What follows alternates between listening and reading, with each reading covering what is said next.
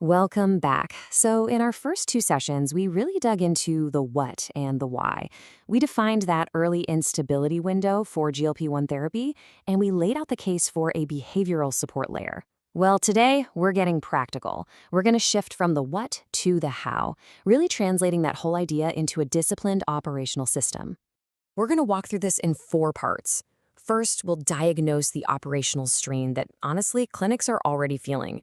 Then, we'll talk about the kind of structural layer you need to actually solve it.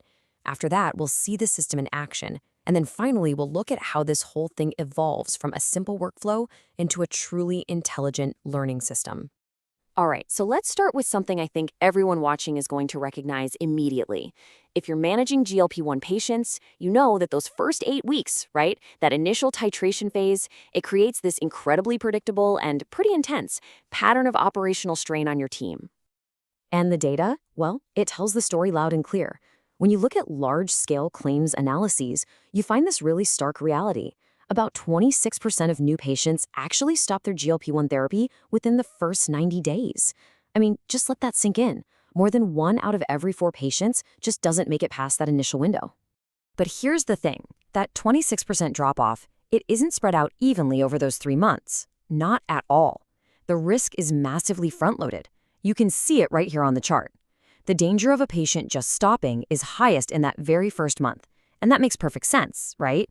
It lines up perfectly with when side effects are at their peak and the body is just starting to adapt. And this really brings us to the core insight here, the big takeaway. This early drop-off, it's not a clinical failure. It's not the medication failing. It's a predictable, repeatable, operational strain pattern that if you don't manage it, just puts this immense pressure on your entire system. And you feel this strain in really tangible ways, don't you?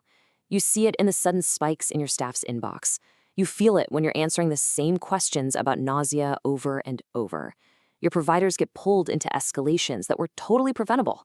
And all of this, it eventually leads to revenue leakage and, frankly, just total staff burnout. So now let's talk about the intervention. It's so important that we frame this the right way. This is not about adding another tool or another task to your team's plate. No way. This is about building essential infrastructure, something designed specifically to absorb that predictable strain. We call this a stabilization layer. The best way to think of it is as behavioral infrastructure. Its entire job, its whole purpose, is to formalize how you manage those first 8 weeks.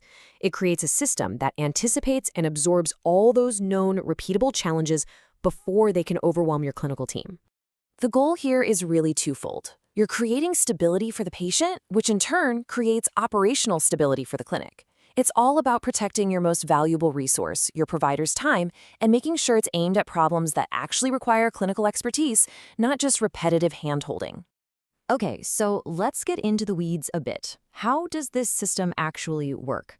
I mean, how do you really operationalize stabilization during that critical 0 to 8 week window? Well, the system functions through 4 integrated components that are really designed to guide the patient from day one.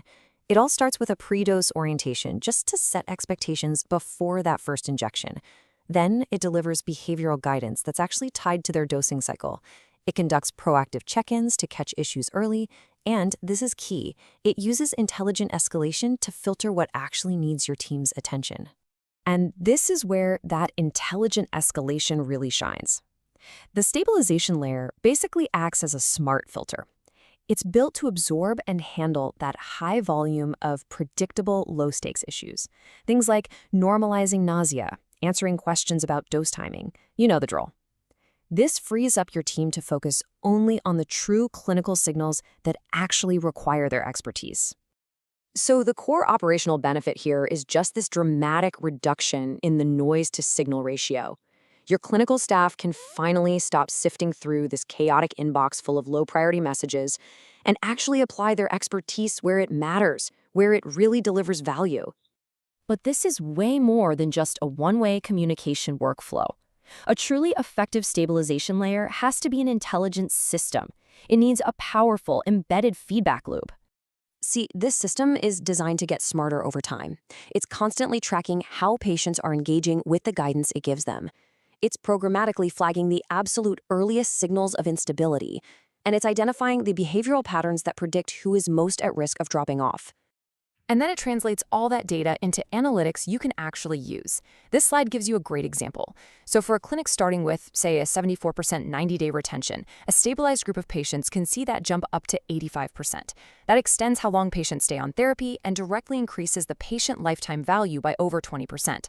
The numbers speak for themselves. So, okay, let's pull this out of the data and bring it back to the real world. What does this actually feel like for your team on a crazy busy Tuesday afternoon? What it feels like is genuine operational relief. The system acts like a shock absorber for all that early phase volatility. It handles the high volume, predictable, low acuity communication that just defines those first 8 weeks, and it does it before it ever eats into your team's bandwidth. Ultimately, what this does is it completely reframes the challenge.